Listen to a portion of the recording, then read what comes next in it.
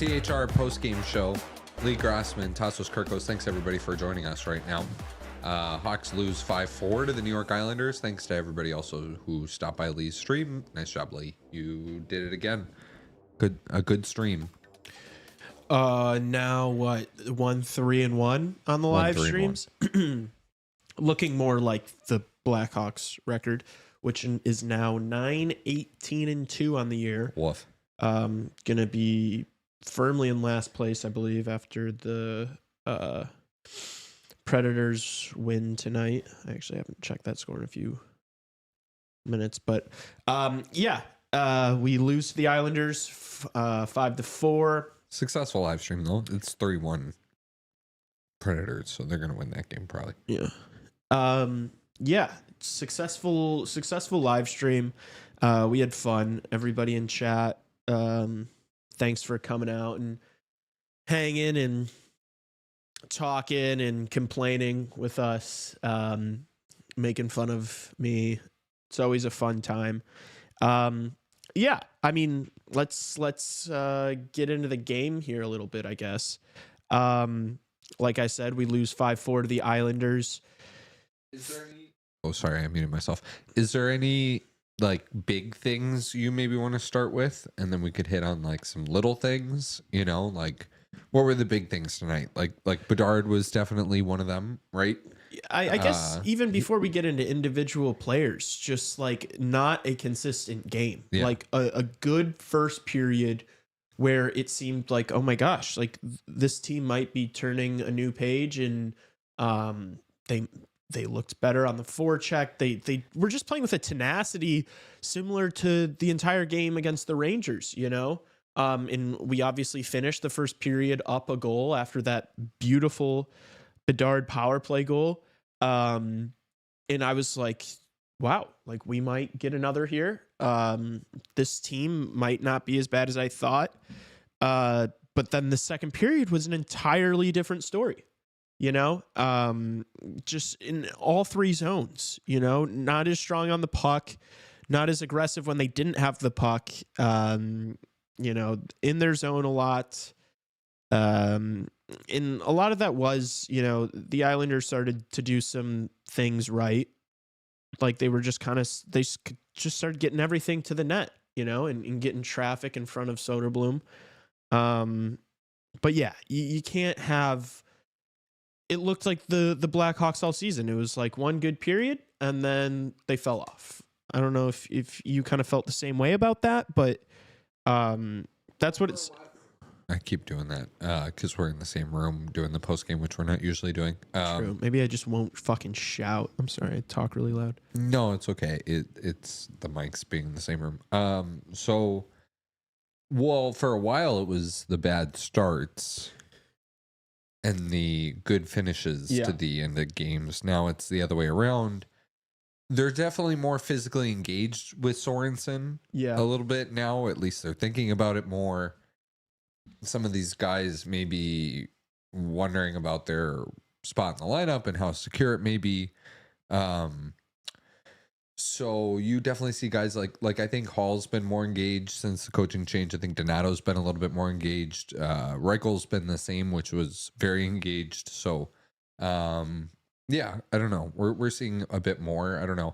Bedard's not like a really overly physical guy. No. He's a bit small too to be that physical. So, it's not like we're seeing that from him, but some of these guys, I don't know. Bertuzzi was good. We can get to Bertuzzi later because I still have some thoughts. I don't mean to like dog this guy always, but you know, it just seems like that all of his stuff comes in times that don't really matter too. Yeah. I just like, before we move on, it's just like the first period was good, and then the entire second half, and then the entire second period, and then the entire first half of the third. It was like they couldn't do anything. They couldn't put two passes together. They couldn't enter the zone. They were playing weak defensively. They were bobbling pucks. Like it was so sloppy. Zero momentum. It's like you gotta be able, when things start going like that, you need somebody to do something to kind of change the tone and the momentum. Because when things start going downhill like that, whether it's, I know we don't really have anybody that's going to fight anyone, but like a big hit or a really good solo effort or a really nice defensive play, you need something. And we didn't get it for, what was that, 30 minutes of game time. Yeah, I agree. And yeah, it's like we're missing like a real tone setter, I think. But yeah, you can't let the game slip away from you like that. You can't just like play two completely different games. And I don't know, maybe down the road with Sorensen, once he's got more control over this locker room, he'll be able to. But like, what was the message, in that first intermission? Like, they came out and looked horrible after what was a pretty solid first period. I don't know. Yeah, and I will say, like, I love the swagger that comes with a Bedard goal like that and the reaction of the crowd. But if Islanders fans are pretty, they're a pretty strong fan base. If you don't think they took to that clowning probably somewhere on the internet and are coming back at him, now he did have a great game. I really will say, just shutting everybody up, but that definitely maybe isn't the best look in the wake of the loss, especially because the details with the Hawks is once it isn't 1-0 anymore, it gets away from them. So once they let in the first goal, it's kind of like it's the end of the world, and you can't play like that all the time. You have to be able to respond once it's 1-0 and or 1-1, and once you're down 2-1, and it looked bad, man. I don't know. Yeah, it's. I feel bad for. I will take the blame. The JG Pajot. I chirped JG Pajot, slandering him on the stream. 3 assists, second star of the game. Yeah. We also had somebody. We also had somebody in chat when the score was 2-1. Talking about, man, the Hawks haven't really gotten blown out at all this year, like haven't taken a lot of goals. And then literally 5 minutes later, it was 5-1 Islanders. And it was like, well, you're fucking banned. No, but then the Hawks were able to score a few garbage time goals that, really didn't mean anything. That's what I'm saying. Like, how much did these goals really matter? Nothing. It literally is just like now at the end of the stream, you were like, they got blown out by the Isles 5-4. Yeah. That's exactly what happened. We got blown out by the Islanders today and lost by a goal. That's what happened. They were never going to come back. They never had enough time to come back. I was screaming before they got that fourth goal. I was like screaming like with 40. I was like, you have to shoot the puck now, because if you score a goal with 15 seconds left, it doesn't matter. And they scored with like 8 seconds left. It's like, yeah, you can't fucking win a draw and bring the puck into their zone and score another goal in that time. So yeah, some garbage goals, but it's nice to have, those points went to like Bertuzzi and Bedard and Hall. So like all the guys we want to be scoring. But yeah, Hawks lose. Bedard has 3 points. That's a win. That's like, let's be honest. I'm sure B-Hawks meme already has a point up of fucking Connor Bedard holding a Stanley Cup and it says Hawks lose, Bedard point. And that's really the mentality here when you're last in the league. But pretty solid game from him. The thing is like, like those garbage goals made us feel a little bit better about the whole thing at the end. But they still made the Islanders, the oldest and slowest team in the National Hockey League, look like the youngest and fastest team. Yeah. And look like the Dallas Stars. That's what they do sometimes. That's what this Blackhawks team has the ability to make any team in the league look good. And that's what they did to the Islanders tonight. And then the Islanders just kind of blew it because they're bad. But yeah, it was like there was literally a stretch of 30 minutes. Like the entire like middle of the game was atrocious by everyone. Nobody looked good in that like 30-minute span from the second period to like the first half of the third. I know a lot of people in chat are kind of bagging on Soderblom. Big questions. Yeah, he wasn't great. It was probably one of his worst games of the season, if not his worst game of the season. But would you start him against the Devils? Yes, I would start Soderblom. Yeah, I saw the question about Camasso. We could touch on it now. would you start Comesso in the next game? No, No, would start. I don't think so. I would start him Sunday against the Islanders Yeah. in the second half of the back-to-back. I know, but I think you're just more likely to win the game against the Islanders at home, and you maybe want to give the kid his first start at home, as in Comesso. Give Soderblom the net right back on Saturday and be like, hey, we're gonna play New Jersey, and don't give him his first start against Jersey, at their building, coming off of a loss like this. Like I would start Sodi, and then I agree. Give Comesso the second half of the back-to-back. We can analyze that on the podcast over the next or tomorrow, and we will. But yeah, Sodi's save percentage was like 776, I want to say, last time I checked. So not his best game, but realistically, I only put like 2 of those goals on him. I think that first one was pretty bad. The shot from the point that just like there wasn't any traffic and he kind of just got beat under his glove. But you can't put that whole game on him when his entire team in front of him completely disappears for literally half the game. They did nothing for half the game. So of course you're gonna give up some goals. I talked about this guy a decent amount pregame. Kevin Korchinski. I'm happy that he's up. I want to see him playing with the team. I'd rather him be on the Blackhawks than on the Ice Hogs, but not nearly as good of a game as the Rangers game. But he wasn't bad tonight. He was a -1. Just like he wasn't noticeable, which was fine. He had the one opportunity towards the end of the game that I would have really liked to see him put away. It would have been nice to see him get a goal. But he wasn't really noticeable tonight, which is fine, especially for a young defenseman. Like, as long as you're not noticeable, that's good enough, especially with what's going on with the Blackhawks. I thought Wyatt Kaiser, on the other hand, had another not very impressive game. I thought he had a couple of bad giveaways. He was responsible for one of the goals. I don't know if it was like the third or the fourth, but he just got caught way too high up the ice, and then the Islanders had a 2-on-1 and scored. He was a -2. Not his best game. I feel like he's had a slew of games now where he's just not looked the best. Kaiser. Kaiser. Yeah, it's been on and off. Yeah. On and off. He's not, but he's been off for the past several games, like handful of games. He's been off. He's not that high upside of a guy, though. We know that. Yeah, no, I know.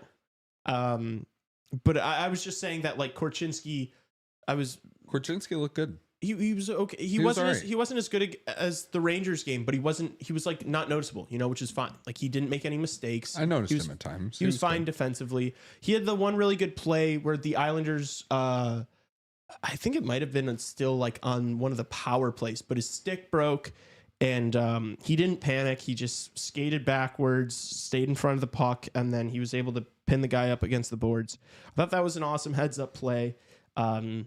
It's good to see him doing small things like that, like responsible defensive zone things, because we know that he's a talented offensive defenseman, but it's going to be all about how can he do defensively in his own zone.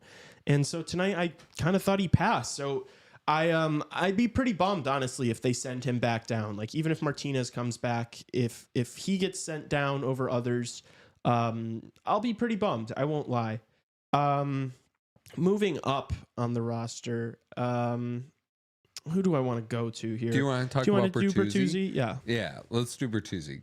Good call. King of just being an absolute stud when it doesn't matter. Yeah. Just really love stuffing it into the pillows. Looked so good. Until he looked so good. It's 5-1 with 7.5 remaining in the hockey game. Yeah, the hit he had, the play on the third goal was awesome. Yeah, it hit the guy, moved the puck, and then got to the net. Sidney Crosby. Yeah. He's like a playoff Matthew Tkachuk when the Hawks are down by more than 2 goals. Which is not when you want him to be playoff Matthew Tkachuk. But I mean, he got a couple goals for his troubles. He had 5 shots on net tonight, a quiet 5 shots on goal. Yeah, man. I mean, Tassos specifically, but I think all of us have been talking all year on the podcast about how we kind of want to see and need to see more from him. Just like, where was that the first 50 minutes of the game?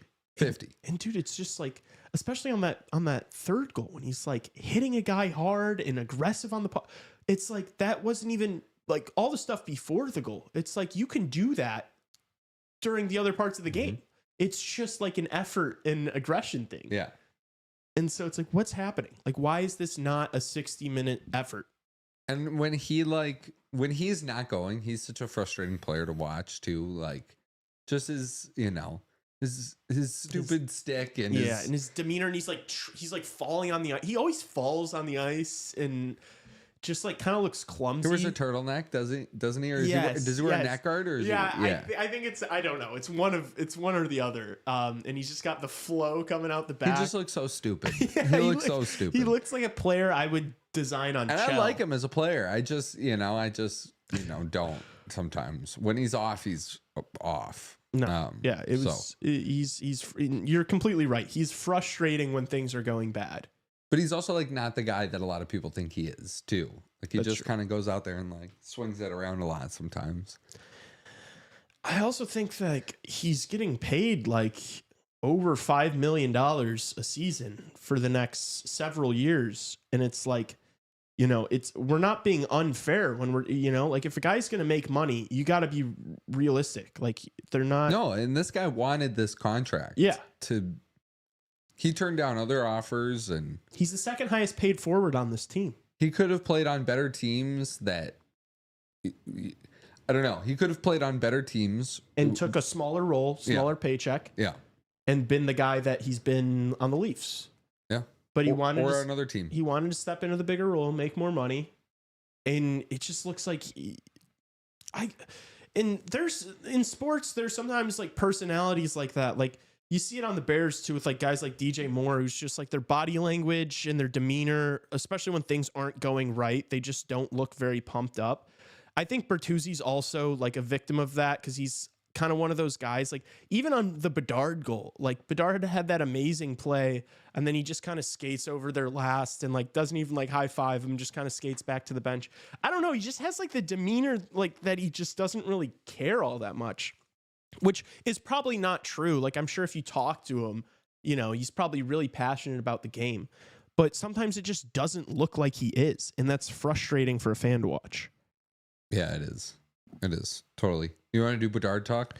Yeah, I mean, fuck, dude. He was really good. Even without those 2 assists, that goal, it's going to be used for the build up for the Winter Classic, and another Bedard Classic, probably a top 5 goal that he scored, maybe top 3. Sick toe jag. I don't know how he's able to move his body like that to be able to shoot that while he's going the opposite direction. Such a crazy release, such a quick release. Kind of reminiscent of like the goal he scored in Edmonton last year a little bit. But even better because of the toe drag where you had 2 defensemen spinning around looking at the crowd.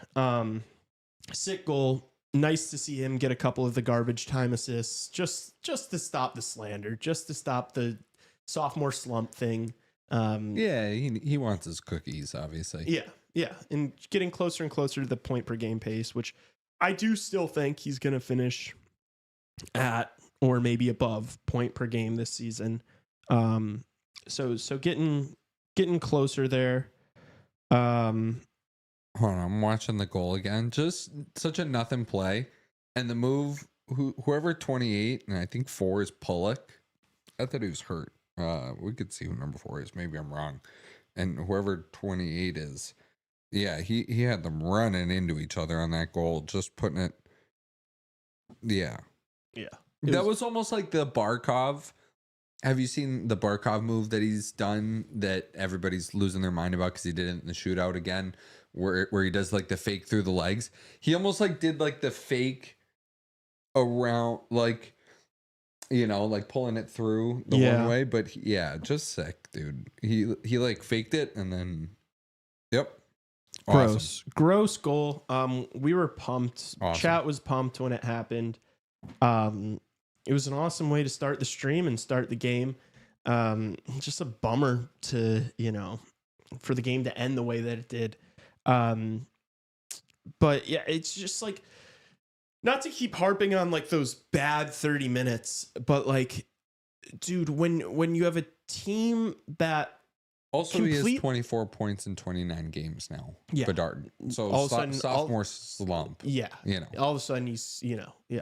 Okay. So not 24 and not 29. all that bad. Just because he doesn't have 40 points. Andersley has the same amount of points and is having a career year. So, sorry, Islanders fans. But the thing is, like, when this team gets scored on, God forbid they get scored on twice in a row, they have this horrible habit of just like shutting down and just like playing horrible hockey afterwards. They respond horribly to goals. And that's a really, really bad problem. I understand that like this season, and we've talked about it on the podcast several times, like this season doesn't mean a whole lot in terms of like most of the roster is not going to be here in a few years. But for the guys that are, that's a horrible habit to get to like have right now. Because once you're good and competing, that's not what you want your top guys to like, their demeanor and their attitude and their energy and their intensity to just go into the garbage after they face a little bit of adversity. It's not nice to see, but getting a few goals at the end of the game is like, you can never complain about that. It was a good final 10 minutes, but as I said earlier, too little, too late. What else? Any other positives we can talk about with some of these individuals on this team? I mean, Khrushchev was a -2 again tonight. Woof. He had like an open look or two that he missed on. He had one play where he like tried putting the puck like in between his legs for like a back pass, and he completely messed up, and the Islanders started going the other way, and he just put his head down and just started skating slow as hell to the bench. It was not a good game from him.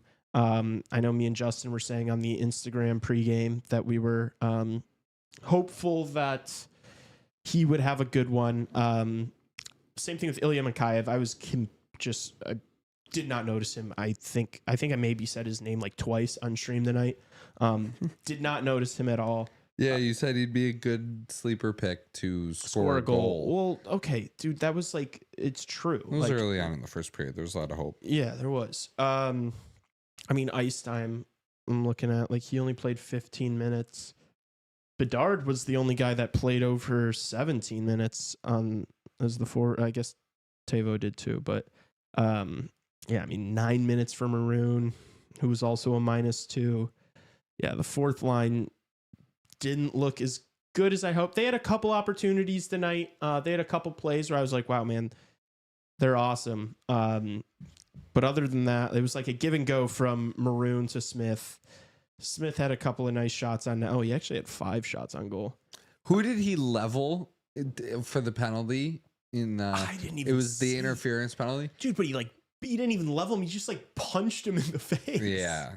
Yeah, he like leveled that guy for absolutely no reason. Yeah. So it's not in the puck, nowhere near the play. It was pretty funny. Which I guess in hindsight, like you did kind of around that time, you did need somebody to punch someone in the face because it wasn't going your way. You needed some aggression. Alex Vlasic was a -2 or -1 only. But he played almost 26 minutes tonight, which is crazy. Since Seth's been out, he's been getting bulk of the workload defensively. Allen only played 14 minutes tonight, which is interesting. Even Korch played more than him. I agree that the goalie interference call was pretty. That was so bad. Yeah, that was not good. It was weak. I had no clue because when we're streaming this game here, we don't have audio of the game on. And so me and Tassos were completely dumbfounded. I was asking chat what the call was because I was so confused. No matter how many times I watched that replay, I was it didn't make sense to me. Very soft. Yeah, can't blame Kurashev for that one. That one was weak as hell. Okay. So we've kind of covered most of the Hawk stuff, I feel like. Any Islanders thoughts? I just think, because we didn't really talk a whole heck of a lot other than the fact that we made them, or the Hawks made, we're getting to say we, or I'm getting to say, I always say crazy. No, the Hawks, they, that they made the Islanders look really good, but some of these guys, I thought Clutterbuck would have been on the team, but he hasn't played at all. I don't think he's signed by them, but Matt Martin was in the lineup getting minutes tonight, and they still got Casey Cizikas out there, and I don't know. Like I said, I chirped JG Pajot, and then he had 3 assists in the game. It was a +2, and Casey Cizikas a -2 in a game where your team scores. But like 5 that goals. Pierre Engvall contract is really bad. Kyle Palmieri's a nice story, I guess, but he's still really old. That Bo Horvat contract isn't looking great right now. That Bo Horvat contract is shocking. And Matt Barzal, without Matt Barzal, it's like, what do you got going on? Nothing. Like Max Siplikov, right? I don't know. Fucking Dennis Cholowski. Dennis Cholowski scoring a goal. Guys, my favorite Islanders, Dennis Cholowski. I've been following this guy forever. Known about him for years. Just great kid. I like Isaiah George though. He's a good player for them. He was logging some good minutes tonight. That's a good defenseman they have. Their D-core is good, and they have Ilya Sorokin. It was a weird game for Sorokin too. Their D-core is okay. I just like the forward group. I feel like you have to completely blow that up if you can, right? Like that core group, which is like the Islanders core. It's like, what are we even talking about?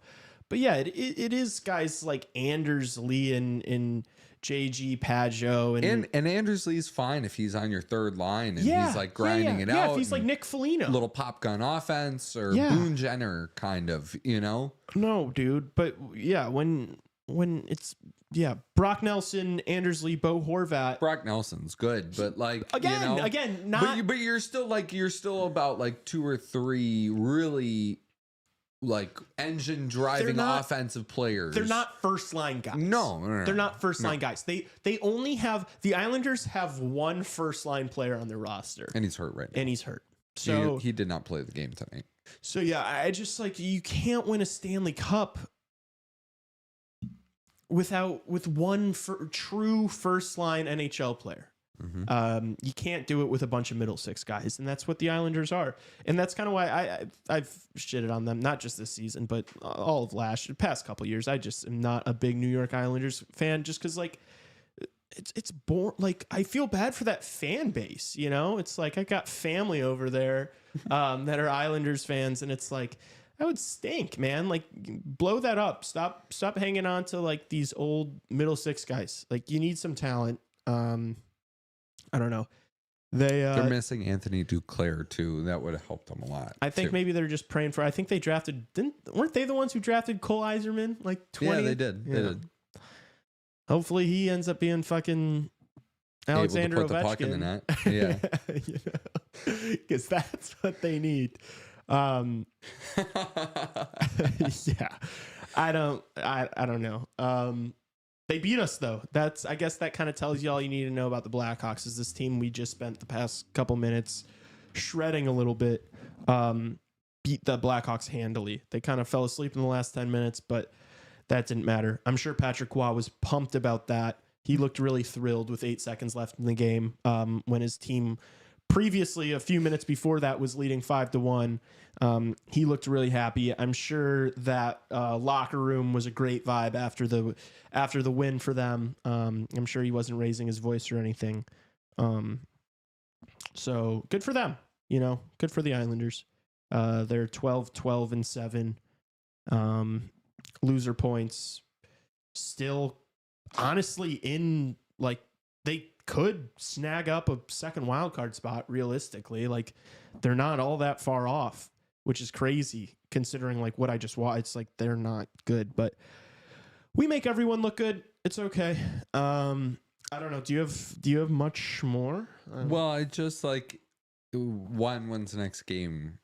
that's going to be because the next game that's going to be live streamed is probably going to be with you, myself, and Justin in attendance here. Hopefully, yeah. Yeah. So, you know, when's the next game we're going to live stream? And should we go? I mean, Ovechkin's not playing in the game. They play so back to back, and also like, is this going to turn into another like 5-game losing streak here? But Don't say you know, because you got the back to back this weekend, Saturday, Sunday, and then you got Tuesday against the Caps, and then Thursday against the Kraken. I mean, you should. I mean, if this gets to 4 games, and you know. But again, that should not to, you know. Also, we spent the last 10 minutes of the hockey game talking about the draft, and then they scored 3 goals to make it 5-4, and that's what we need to do. So it still got dark. It got pretty dark though at the end there. But yeah, I don't know what you think. So we should go to a game next week though. Yeah, that'd be nice. I'd be down to go to a game. I would be too. I'm having my computer's getting low on juice here. But yeah, we're gonna hopefully go to one and stream a couple would be nice. Yeah, that'd be nice. No, I mean that in the context of like also when are they gonna get a win?